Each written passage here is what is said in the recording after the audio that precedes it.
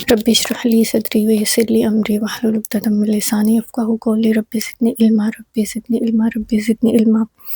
سورہ قلم جو ہے وہ کمپلیٹ ہو چکی ہے، شکر الحمدللہ۔ اللہ تعالیٰ سب کو جزائے خیر دے، جس نے بھی سنا اور جس نے بھی عمل کیا اس پہ۔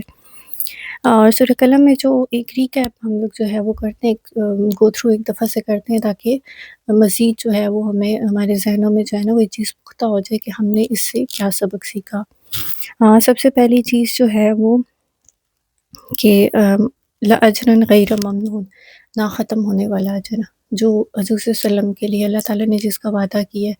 جیسے کہ ہم درود شریف پڑھتے ہیں، ٹھیک ہے۔ تو اس چیز سے ہمیں کیا پتہ لگتا ہے کہ اگر ہم بھی قرآن کا یا دین کا کوئی کام کریں گے جس میں ہماری نیت خالص ہوگی تو انشاءاللہ اللہ تعالیٰ ہمیں بھی بہترین اجر سے نوازیں گے۔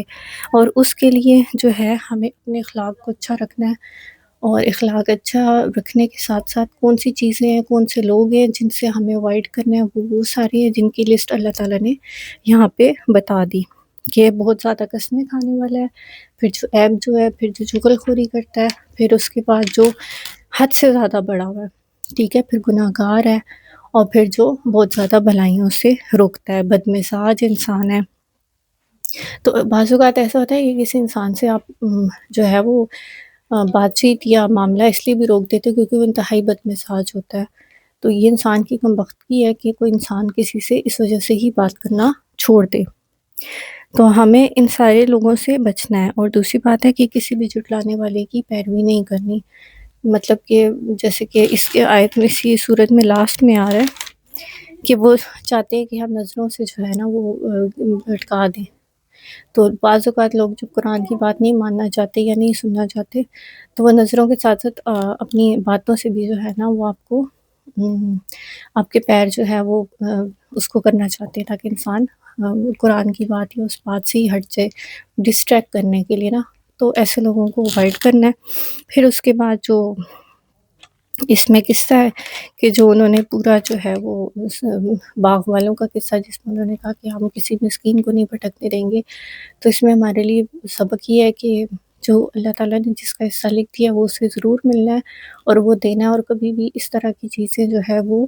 ان چیزوں پہ قسم نہیں کھا لینی کہ ہم ایسے برائی پہ قسم، مطلب برائی تو کرنی ہی نہیں ہے لیکن پھر پکا ارادہ بھی کر لینا، تو یہ ساری چیزیں غلط ہیں۔ یہاں پہ اللہ سکھا رہے ہیں کہ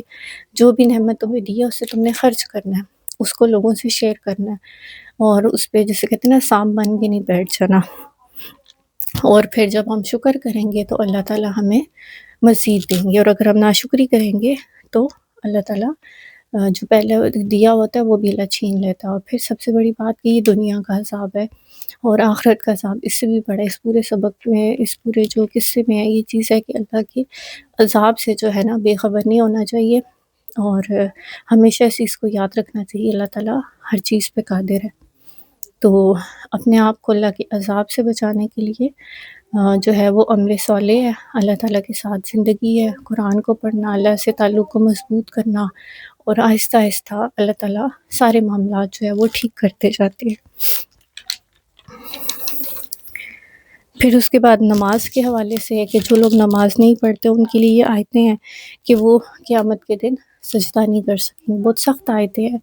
تو کوشش کریں کہ نماز جو ہے وہ اپنی زندگی میں لے آئیں اور زیادہ پڑھیں اس چیز کو، کیونکہ دیکھیں خدا کی ذات ہی ہے جو آپ کو نواز رہی ہے۔ بظاہر اسباب ہیں لیکن پیچھے اللہ کی ذات ہے، تو جب اگر آپ اللہ کی ذات کو ہی بھول جائیں گے تو پھر کیا فائدہ اس دنیا میں، آپ کا کوئی مقصد نہیں ہے، چاہے آپ جتنے بڑے مقصد کو لے کے آ جائیں، لیکن اگر اللہ کی ذات نہیں ہے تو پھر کوئی فائدہ نہیں ہے، چاہے آپ دولت کما لیں کچھ بھی، کیونکہ دیکھیں مرنا تو ہے۔ ایسا تو نہیں ہے کہ ہم ہمیشہ کے لیے یہاں پہ آ گئے ہیں تو ہمیں اس دنیا سے واپس جانا ہے۔ تو پھر جس انسان کا عقیدہ آخرت مضبوط ہوگا تو پھر اس کے عمل بھی مضبوط ہوتے جائیں گے، اور نماز کو جو ہے وہ کسی بھی حال میں اسکپ نہیں کرنا۔ اگر آج تک آپ اپنی نمازوں کو چھوڑتے آئے ہیں تو آج سے عہد کریں، رمضان کا بابرکت مہینہ چل رہا ہے، اللہ تعالیٰ سے دعا کریں کہ اللہ تعالیٰ آپ کو نماز کا پابند بنا دے، اور ایٹ لیسٹ اپنی نیت ضرور کریں۔ نیت کمزور ہو سکتی ہے لیکن اللہ مدد کرنے والا ہے، اگر آپ اپنی خالص نیت سے اللہ سے دعا کریں گے تو انشاءاللہ ایک دن آئے گا کہ نماز آپ کی پریورٹی بن جائے گی۔ اور پھر اس کے بعد نماز کے والے سے اور یہ بھی ہے کہ جب کہیں جاتے ہیں آپ یا کوئی بھی آپ کے جو ہے نا معاملات ہیں ان کو نماز کے ساتھ جو ہے نا وہ فکس کریں، مطلب ایسے کہ آپ یہ دیکھیں کہ آپ کی نماز نہ قضا ہو جائے، مطلب اس کو پریورٹی جب آپ بنائیں گے تو خود ہی آپ کی باقی چیزیں بھی ٹھیک ہو جائیں گی۔ اگر آپ کوئی کام کر رہے ہیں اور اذان ہو رہی ہے تو کام چھوڑ کے پہلے نماز پڑھ لیں، کیونکہ شیطان ہمیں ڈالتا ہے ذہن میں کہ چلو نماز تھوڑی دیر بعد پڑھ لیتے ہیں، کام ختم کر لو، نہیں، آپ نے فوراً چھوڑ کے نماز کی طرف آ جانا ہے۔ اس سے کیا ہوگا کہ اللہ تعالیٰ آپ کے کاموں میں، آپ کے وقت میں بھی برکت ڈال دیں گے۔ پھر اس کے بعد کسی بھی جو ہے وہ جب آپ دین کا کام کریں یا دین پہ عمل کریں یا دین سکھا رہے ہیں تو بہت سارے لوگ ہوتے ہیں جو آپ کو جو ہے وہ ڈی موٹیویٹ کرتے ہیں، تو آپ نے نہیں ہونا۔ بعض اوقات لوگ آپ کو آپ کے ماضی کے حوالے سے بولتے ہیں کہ دیکھو یہ پہلے کیسی تھی اب کیسے ہوگی، یا پہلے کیسا تھا اب کیسا ہو گیا، تو کسی کی بات پہ نہیں آنا۔ کیوں؟ کیونکہ دیکھیں لوگ آپ کو دفنا کے چلے جائیں گے، اور لوگ آپ کے جنازے کے شاید گھنٹے بعد ہی اپنی نارمل زندگی میں واپس آ جائیں گے، تو آپ کا معاملہ اور اللہ کا معاملہ ہوگا۔ تو اس لیے آج اللہ کو پرائورٹی بنا لیں، آج اللہ تعالیٰ کے ساتھ اپنے جو تعلق ہے اس کو بہتر کر لیں گے تو انشاءاللہ آخرت میں آپ ریلیکس ہوں گے، پرسکون ہوں گے انشاءاللہ اللہ تعالیٰ کے کرم سے۔ پھر اس کے بعد کہ اللہ زیادہ جانتا ہے، آیت نمبر 6 میں 7 آئی تھنک 6 میں، کہ اللہ زیادہ جانتا ہے کہ کون اس کی راہ سے بھٹکا پہ اور کون ہدایت پہ ہے۔ تو یہ معاملہ کہ کون جو ہے وہ سیدھے رستے پہ ہے کون نہیں ہے، یہ اللہ پہ چھوڑ دیں، کسی کے بارے میں بھی کوئی ججمنٹ، کوئی بھی رائے نہ قائم کریں۔ اگر بظاہر کوئی عمل نہیں بھی کر رہا تو ہو سکتا ہے کہ وہ کچھ وقت کے بعد اللہ اسے بھی ہدایت دے دے۔ تو زیادہ سے زیادہ جو اپنا ذہن ہے، اپنی سوچ ہے، اس کو اپنے عمل کے اوپر رکھیں کہ میں کیا کر رہی ہوں، میرے اندر کتنی خرابی ہے، میرے اندر کیا